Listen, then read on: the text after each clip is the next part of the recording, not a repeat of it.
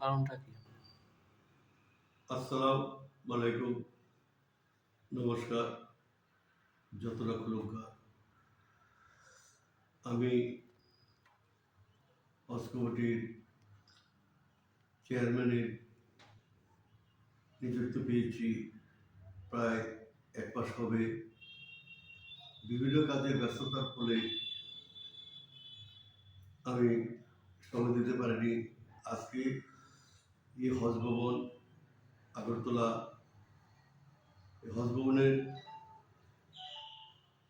এখানে 10টা রুম আছে, থাকার সুব্যবস্থা আছে, ভিআইপি রুম 3টা আছে, হল রুম 2টা আছে। এগুলি আজকে আমি আমার হজ ভবনের স্টাফদের নিয়ে পরিদর্শন করি।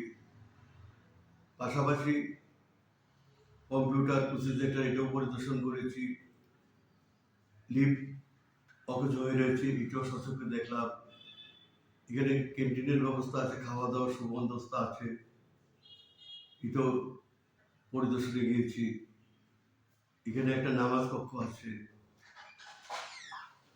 সেটাও পরিদর্শন করেছি। মূল কারণ হলো রুমগুলোর মধ্যে বসে আছে কিনা। যেহেতু হজ ভবনের কাজ মানুষকে পরিষেবা দেওয়া,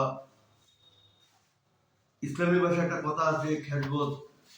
টোটাল মানুষ আসবে, থাকবে, খাওয়া দাওয়ার ব্যবস্থা আছে, এগুলোর মধ্যে কোনো ত্রুটি আছে কিনা। ত্রুটি থাকলে আমরা সংশোধন করবো। কিছু কিছু রুমে গিয়ে দেখেছি আমি, মানে যেটা হওয়ার কথা কিছু বদলি আছে, এগুলো আমি স্টাফকে বলেছি।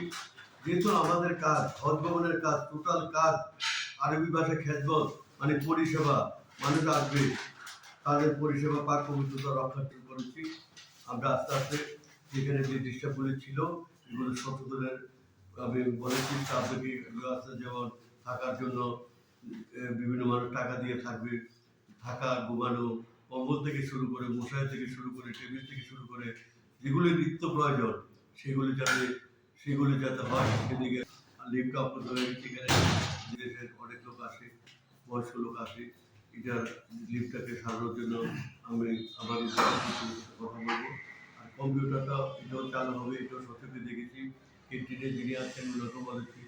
কারণ আমরা কিন্তু দায়িত্ব মানে দায়বদ্ধতা, সময়টা সময়তে শেষ করতে হবে এবং আমরা কিন্তু জনগণের চাকর, জনগণকে পরিষেবা দেওয়া আমাদের মূল কাজ।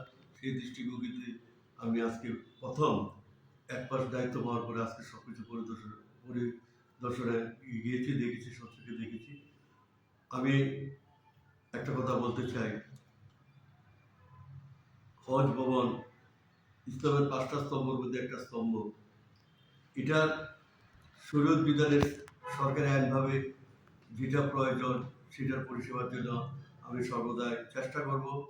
এবং হজ ভবনে অনেক সময় বাংলাদেশের লোক, কয়েকদিন আগে 2জন লোক এসেছিল, ওনারা আমাকে বলেছে যে এত সুন্দর হজ ভবন, এত সুন্দর পরিষেবা, বাংলাদেশ ইসলামিক দেশ, আমাদের দেশও কিন্তু এমন সুন্দর পরিষেবা, সৌন্দর্য এগুলি নেই। এটি তো আমাদের গর্ব। এটি তো রাজ্য সরকারকে ধন্যবাদ জ্ঞাপন করেছেন।